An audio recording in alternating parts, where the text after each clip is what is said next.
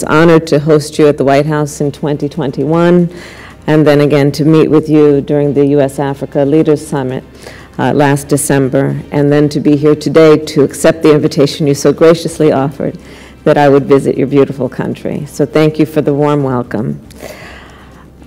President Biden and I have made clear that the United States is strengthening our partnerships across the continent of Africa. And we are guided not by what we can do for Africa, but what we can do with Africa and our African partners on this continent. African nations such as Ghana play a critical role in a number of global issues, whether it be the issue of food security, the climate crisis, or resilient supply chains. African voices, including that of Ghana, are critical to global peace and security, including the defense of the United Nations Charter, and African ingenuity and innovation, I am certain, will shape the future of the world. As I begin this week-long visit across the continent, it is wonderful to start here in Ghana. Mr. President, under your leadership, Ghana has been a beacon of democracy and a contributor to global peace and security. Your leadership in particular and personal engagement has strengthened the ties between the diaspora and the continent of Africa. And President Joe Biden and I are grateful to have you as a partner. Our countries share a long history, our people share a long history. As you have mentioned and we have discussed, in 1957, when Ghana gained independence, your nation inspired millions of Americans and millions more around the world. Martin Luther King Jr. and many other Americans were here to celebrate that occasion and to witness the dawn of a new era. And since then, the promise of Ghana continues to draw us near. Hundreds of thousands of Black Americans came here 4 years ago to participate in the Year of the Return, and more return every year. They have come here as a reminder of the history of slavery. They have come to honor their lineage and to understand their ancestry. And I thank you, Mr. President, as we have discussed, for your personal leadership in prioritizing engagement with the African diaspora. Our people-to-people ties are a source of strength, and the Biden-Harris administration is committed to these ties. As you have mentioned, we have had today, this afternoon, a wide-ranging discussion. We have discussed a number of important topics, including the importance of concepts and priorities such as freedom and liberty, which are, to be sure, at the core of who we are as Americans and who Ghanaians are. Mr. President, you put it well during the State of the Nation a few weeks ago, and I'm going to quote you when you said, "It is important we never forget that democracy is not a static achievement, but a promise that needs continuous nurturing." I agree. I often, in fact, say that there is a duality when it comes to democracies, in that they are both strength and an exhibition of strength, and they are fragile. We appreciate your leadership in response to recent democratic backsliding in West Africa and standing up for democratic principles around the world. We also recognize Ghana's significant contributions in the Sahel, and I thank you for your leadership there. To help address the threats of violent extremism and instability, today I am pleased to announce $100 million in support of Benin, Ghana, Guinea, Côte d'Ivoire, and Togo. Last week, President Joe Biden announced a strategic plan for coastal West Africa as part of the United States strategy to prevent conflict and promote stability. Today, funding and the announcement that I've just made will help implement that plan and will address security, governance, and development issues in the region.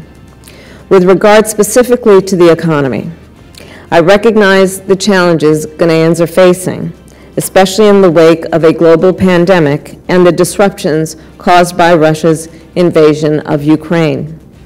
We welcome Ghana's commitment to reforming its economy to deliver sustainable and inclusive growth. We support Ghana's engagement with the IMF and will continue to push for all bilateral creditors to provide meaningful debt reduction for countries that need it, including Ghana. We must work together as an international community to ease the debt burden that is facing far too many countries. It is critical to do so, to build long-term economic growth and prosperity, and to increase U.S. investment, a key priority for our administration, and in particular, private sector investment. Our partnership with Ghana is already strong, and today, Mr. President, I believe we strengthened it even more. I thank you for your gracious hosting of this important conversation and all of the work we will do going forward. Thank you. Thank you. We had a brief but very successful meeting with the Vice President of the United States of America, the Honorable Kamala Harris, and with members of our respective delegation, and I'm here to tell you of its outcome.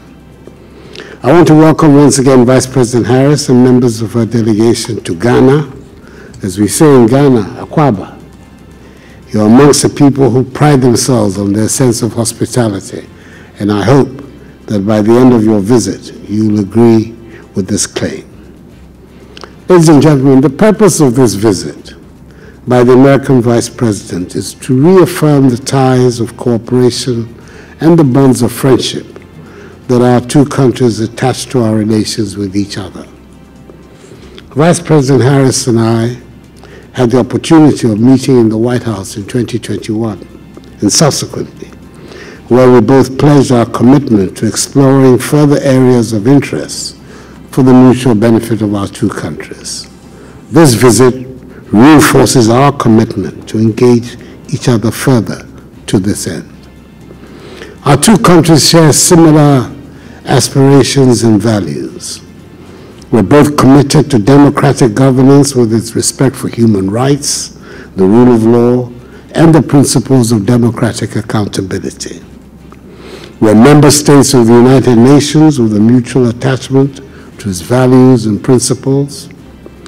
We have collaborated effectively on several matters over the years, and a major outcome of this afternoon's meeting was the reaffirmation of our commitment to collaborate further and provide mutual support at both multilateral and bilateral levels.